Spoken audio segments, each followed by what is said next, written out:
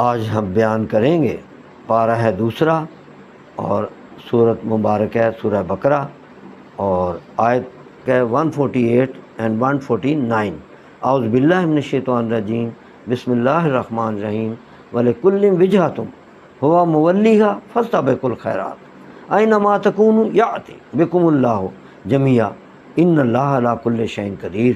صدق اللہ العظیم۔ وَلِكُلٍّ، وا میں نے اور لِكُلٍّ ہر ایک کے لیے، وجہتن ایک سمت ہے، ہوا مولیہا اور وہ اسی کی طرف رخ کرتا ہے، فاستبقوا الخیرات اور تم سبقت لے جاؤ نیکیوں میں۔ یعنی اب اس میں جب وہ جھگڑا شروع کیا انہوں نے اور ادھر ادھر کی باتیں کی، بیت المقدس جو وہاں سجدہ کرتے تھے، تو ان کی طرف اشارہ ہے کہ یہ کوئی نئی بات نہیں ہے، اللہ تعالیٰ نے ہر ایک کے لیے ایک سجدہ گاہ بنائی ہے، ہر ایک کو ایک سمت عطا کر دی ہے، آسمان سے لے کے زمین تک، جنات، چرند پرند، فرشتے، تمام کائنات کے تمام لوگ، ہر فرقے گروہ، سب کو اللہ نے ایک سمت عطا کی ہے، ہاں، اور وہ اسی پر قائم ہے جس کو سمت دیتا ہے۔ تو اصل جو چیز ہے اس طرف آؤ، فرمایا فاستبقوا الخیرات، اصل ہے نیکیوں میں سبقت لے جانا کمال ہے۔ نماز، روزہ، زکوٰۃ، یہ تو فرض ہے، نیکیاں جو چیز ہیں فاستبقوا الخیرات، بس تم لے جاؤ سبقت کس میں؟ خیرات، نیکیوں میں۔ ہاں، یہ ہے کمال، اصل چیز۔ سجدے میں کمال نہیں ہے، کمال ہے نیکیوں میں۔ سجدہ تو فرض ہے، نماز پڑھنا عبادات میں آتا ہے اپنی، مگر یہ جو فاستبقوا الخیرات ہے یہ سب سے بڑی چیز ہے کہ نیکیوں میں سبقت لے جاؤ۔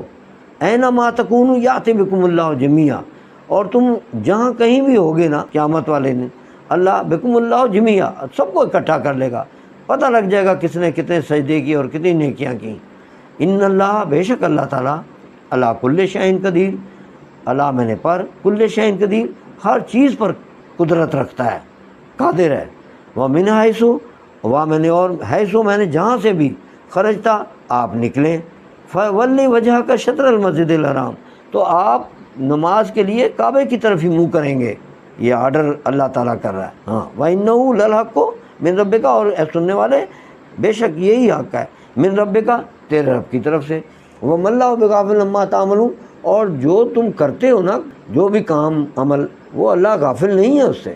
وَمِنْ حَيْثُ خَرَجْتَ فَوَلِّ، یا رسول اللہ صلی اللہ علیہ وسلم، اور آپ جب بھی اپنے دولت قضا سے برآمد ہوں باہر، فَوَلِّ وَجْهَكَ شَطْرَ الْمَسْجِدِ الْحَرَامِ، آؤ اپنا منہ مسجد حرام کی طرف کرو۔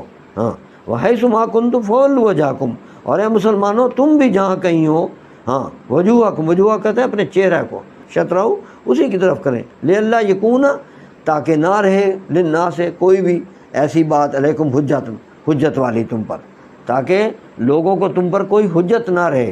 اب تم کھل کے اس طرف منہ کر کے نماز پڑھو تاکہ یہ ڈکلیئر ہو گیا ہے، کوئی شک والی بات نہ رہے، کوئی حجت والی بحث والی بات رہے ہی نہ۔